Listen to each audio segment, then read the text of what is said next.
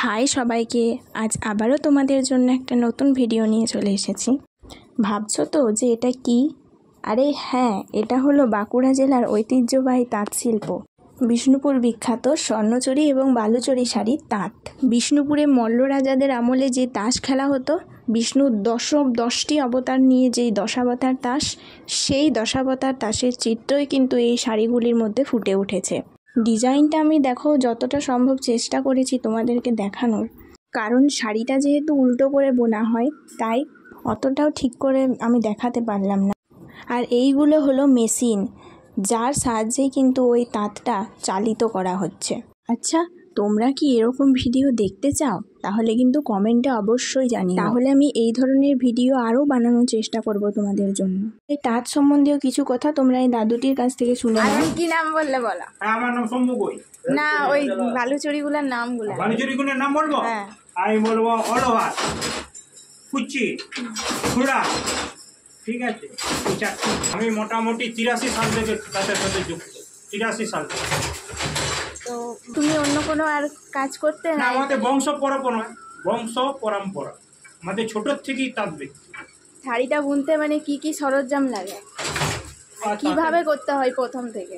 প্রথমে আগে সুতো কিনে নিই, পাকানি সুতোটা, যেটা টানা বলছে, পেছনে যেটা রয়েছে সেটা টানা মহীশূর বেঙ্গালোর থেকে আসে। আমরা মহাজন মারফত কিনি 1 নম্বর। আর 2 নম্বর যেটা বোনা হয় সেটা মালদা, মুর্শিদাবাদ ওই দিক থেকে আসে। তারা এখানে বিকতে আসে, তাদের কাছ থেকে আমরা কিনি সুতোটা। সুতোটা দুটো সুতোই বাইরের সুতো বিষ্ণুপুরে আমদানি করে আমরা মহাজনের কাছ থেকে কিনি। একটি শাড়ি বানাতে কতদিন সময় লাগে? একটি শাড়ি বানাতে 4 দিন টাইম লাগে। 2 জন করে অল্টারনেটিভ বুনে 4 ঘন্টা করে, 2টা শিফট হয়। যে সকাল 6টার থেকে বুনে সে আবার পরবর্তী সে বুনবে 2টা থেকে 6টা, আর যে 10টায় বুনে সে আবার সন্ধ্যা 6টার থেকে 10টা বুনে। কী ধরনের ডিজাইন? কী কী ধরনের? আমরা রামায়ণ, মহাভারত। আর কি কি করা? একটাই ডিজাইন এবং ফিগার অন্যান্য। তারপরে এই লোয়ার নাম কি বলে, সাঁওতালি নাচ, কৃষ্ণ দিয়ে সাঁওতালি নাচ, আধুনিক ডিজাইন হয়, আনফিগারও হয়। কোন ডিজাইনটা মানে সব থেকে বেশি ভালো হয়, মানে বুনতে ভালো লাগে? কোন ফিগারটা? রামায়ণ, মহাভারত। শাড়িটা তুমি কিভাবে বিক্রি করো? মানে শাড়িটা আমি প্রতিষ্ঠানেও দিই, সরকারির মাধ্যমে যে এসডি অফিস আছে তাদেরকেও দিই, এবং বাজারেও দিই, সব রকমই দিই। আমার নিজস্ব পার্সোনাল শাড়ি। কোন প্রজন্মকে তুমি কি এই কাজ শিখাবে? অবশ্যই। অনলাইনে কেউ যদি তোমার থেকে শাড়ি নিতে চাইছে, তুমি সেটা করতে? অবশ্যই। আগেকার দিনে যখন শাড়িটা তৈরি করা হতো আর এখনকার দিনের মধ্যে কি পার্থক্য? এখন আরও উন্নত। আগে তখন মানে কি কাঠের যন্ত্র দিয়ে কাঠে সব কিছু হলো, এখন নানা রকম অত্যাধুনিক নতুন যন্ত্রপাতি বেরিয়েছে, তার সাহায্যে কাজ করা হচ্ছে।